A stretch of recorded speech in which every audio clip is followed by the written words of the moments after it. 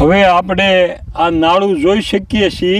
આ નાળું હજી હમણે હાલ બનાવ્યું છે, પણ બે સાઈડમાં જે રીતે બુરવું જોવે એ રીતે બુર્યું નથી. અને તેથી હું આવ્યો તો જેસીબીવાળા એમ કહેતા હતા આ માટી લઈ લેશું અને આ સાઈડની ખેતરવાળાની પણ માટી લઈ લેશું.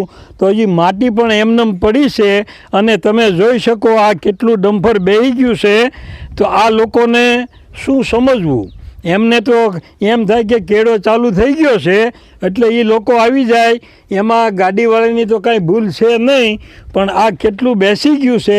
અહીંયા પૂરી માટી નાખી નથી, જેવી તેવી માટી નાખી અને કામ કરી અને વયા ગયા છે. અને નાળાની અંદર પણ આગળ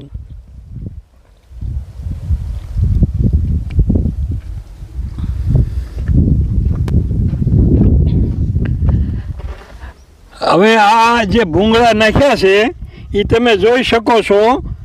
ભૂંગળા કે આમાંથી પાણી કેવી રીતનું જાય, આ માટી કેટલી હેઠે પડી છે તે તમે જોઈ શકો છો. આ માટી હટે તો જ પાણી ગામનું આમ જાય, નહીંતર ગામનું પાણી ન જાય અને ગટરનું પણ ન જાય. જય હિન્દ, જય ભારત, જય દ્વારિકાધીશ.